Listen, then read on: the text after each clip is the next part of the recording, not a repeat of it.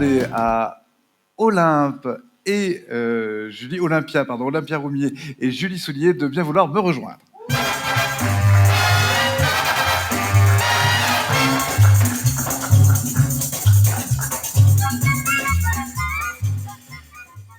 Donc, pour ceux qui auraient raté le début, pour les 232 personnes qui sont toujours en ligne avec nous, Olympia Roumier, Julie Soulier sont étudiantes à l'Institut d'Auvergne-Rhône-Alpes de développement des territoires.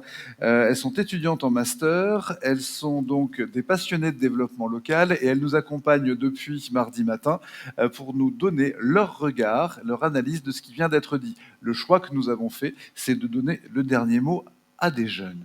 Donc, sans plus attendre, c'est un peu la même question qu'à Cyril Cotona. C'est qu'est-ce que vous avez envie de retenir de ce que vous avez entendu pendant 3 jours? Donc, nous tenions déjà, encore une fois, à remercier Ruralytic de nous avoir accueillis, de nous avoir permis de nous exprimer tout au long de cette 16e édition sur des sujets d'actualité qui nous touchent donc dans notre vie au quotidien et en lien également donc, avec notre cursus universitaire dans le développement local, l'aménagement des territoires. Donc merci d'avoir laissé la parole à des jeunes et d'avoir consacré cette édition à la jeunesse rurale. C'était le sujet de la première matinée. Le monde de demain ne sera plus le même qu'hier.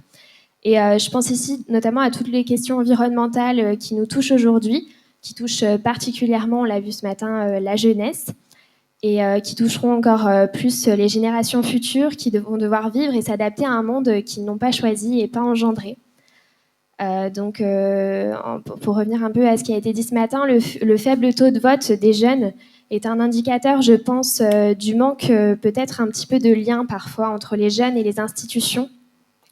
Les jeunes se sentent parfois un peu délaissés ou un peu à l'écart, notamment dans la ruralité. Alors justement, on en a parlé aussi mardi. Pour ça, il y a les réseaux numériques qui sont encore à développer, notamment dans les zones les plus isolées, pour ces jeunes parfois aussi très précaires. En revanche, on l'a aussi entendu à de nombreuses reprises mardi, la France est championne d'Europe de la fibre, c'est super. Donc maintenant, on peut continuer, on peut développer plein de choses, c'est-à-dire l'accompagnement, la formation au numérique, continuer à travailler sur les questions sociales et environnementales. Et pour ça, le numérique peut être un super outil, c'est-à-dire aller directement à la rencontre des jeunes, les contacter sur les réseaux sociaux, à travers les divers outils de communication numérique, et comprendre, vraiment tenter de les comprendre, donc de les écouter sur les réseaux sociaux, et ensuite en physique, évidemment, pour qu'ils puissent prendre la parole.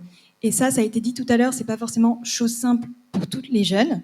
Il y a un manque de confiance en soi. Donc il faut aussi former à travers le numérique et en physique sur tout ce qui est prise de parole, sur la confiance en soi, former toutes les personnes autour de nous, que ce soit adultes ou jeunes en fait, et dès le plus jeune âge, toute lutte contre les discriminations. J'en donne une par exemple, le sexisme ordinaire. On sait qu'aujourd'hui, dans les réunions, tout type de réunion, la parole n'est pas distribuée de la même façon pour toutes et tous autour de la table. Voilà. Donc voilà, il y a plusieurs outils encore à développer aujourd'hui et je pense qu'on est sur le bon chemin, mais il y a encore du travail. Et voilà. Oui, justement, on est sur le bon chemin et au cours de ces 3 derniers jours, de multiples actions menées notamment en milieu ruraux ont été présentées. De nombreux acteurs agissent aujourd'hui pour accompagner, aider les jeunes. Je pense notamment à tous les appels à projets et à tous les projets mis en place dans les collectivités, au campus connecté, aux associations, donc Job IRL, Énergie Jeune, au réseau Info Jeunes, aux maisons familiales rurales, à Unicité, qui œuvrent au quotidien pour la jeunesse. Et je pense que ce genre d'initiative mérite vraiment d'être encore plus connue, d'être multipliée, d'être développée dans tous les territoires et notamment dans les territoires ruraux. Et donc, grâce à ces initiatives, ces projets multiples qui ont été présentés ces 3 derniers jours, effectivement, les jeunes s'engagent, bien sûr. Alors, pas tous, c'est encore compliqué, mais les jeunes s'engagent de diverses manières, donc grâce au numérique notamment. Et parfois, ça peut être un peu, effectivement, invisible. On peut dire, oh, les jeunes ne s'engagent pas, on les voit pas, mais c'est peut-être parce que c'est différentes formes d'engagement aussi. Et ça, il faut les prendre en compte. Écouter les nouvelles envies d'engagement dans les territoires ruraux. On voit de plus en plus naître des tiers-lieux, des communautés, c'est pas nouveau. Et ça, il faut encourager, je pense, tous ces nouveaux modes d'action, multiples et variés, et surtout écouter les nouvelles envies. Donc, Pour que les jeunes décident de rester, de s'installer ou de revenir, effectivement, il y a l'appartenance au territoire, qui est un point absolument essentiel pour l'envie de rester et de développer le territoire. Mais il y a aussi l'accès aux moyens, aux ressources humaines, aux finances, aux outils sur le territoire pour donner la possibilité tout simplement aux jeunes d'agir. Donc la confiance en soi et les moyens.